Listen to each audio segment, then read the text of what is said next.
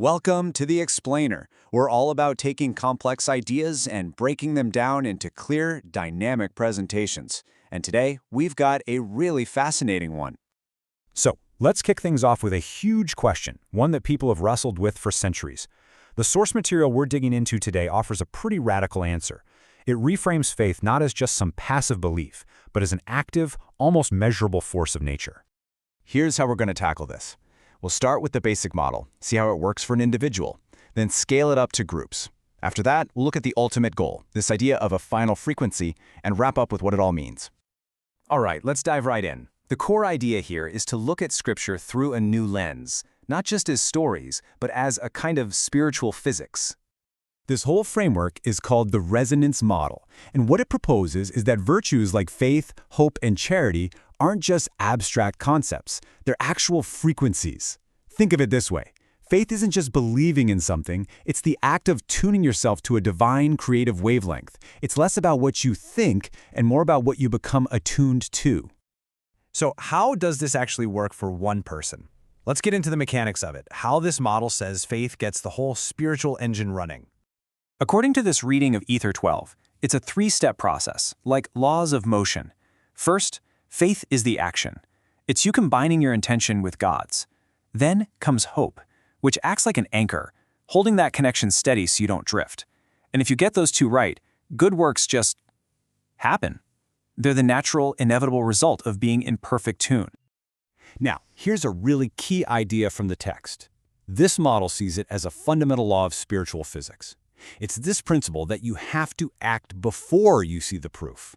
You don't get the evidence, the witness, until you've already taken the leap. And that trial of your faith, it isn't about proving you're worthy. It's more like a spiritual workout. It's the exercise you have to do to build the muscle strong enough to even perceive these unseen truths. You're developing the capacity to live in a reality you can't see yet. Okay, so that's the individual. But what happens when you scale it up?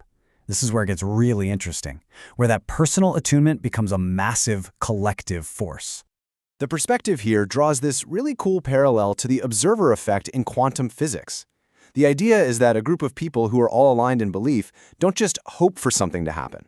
They actively create the conditions for it. Their collective belief literally collapses a spiritual possibility into a physical reality. The belief actually comes before the event. And you know what? This incredible power can start with just two people. The classic example given is the story of Alma and Amulek in prison. And their story is framed here not as them using some kind of brute force, but as a straight-up clash of frequencies. You had the high, pure resonance of their faith going up against the dense, heavy, binding frequency of the prison. The higher frequency was just incompatible with the lower one. It didn't break the prison, it made it collapse. And the Scripture shows this clear pattern of amplification. You can see it right here. Two people, Alma and Amulek, cause a prison to fall. Another pair, Nephi and Lehi, generate a field strong enough to change the hearts of an entire crowd. And then a whole brotherhood, all in sync, creates a miracle that affects an entire nation. The more people who align, the power grows exponentially. So here's the bottom line. The text says that God can't perform miracles if there's no faith. And this model argues that's not just a choice, it's a law. The collective faith is the prerequisite. It literally creates the field, the space, where divine power can even operate. It's a two-way street. So, okay, if individual faith is the engine and collective faith is the amplifier, what's the destination? Where is all this going? Well, this framework says it's all pointing toward one very specific final frequency: charity. Now, this is where the definition of charity gets a major upgrade. We're not just talking about being kind.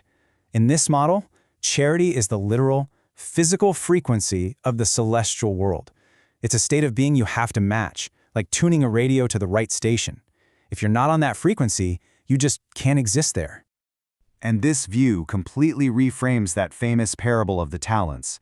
It becomes a law of spiritual energy conservation. A gift or a talent that you don't use through charity doesn't just vanish.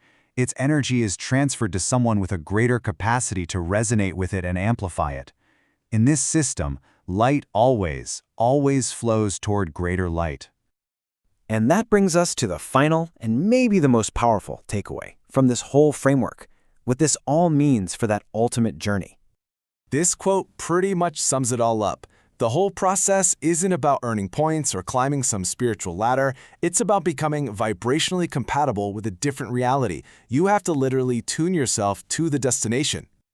And it's a two-way street. Grace is heaven reaching down to you, broadcasting its frequency. Charity is you rising up to meet it, becoming a perfect mirror that reflects that frequency back. When you're aligned, you're not a visitor in that reality. You're a natural part of it. So, at the end of the day, this whole model leaves us with a pretty provocative question. It shifts the focus from what do I believe to what am I becoming? If your very being is a broadcast, a signal going out into the universe, what frequency are you on?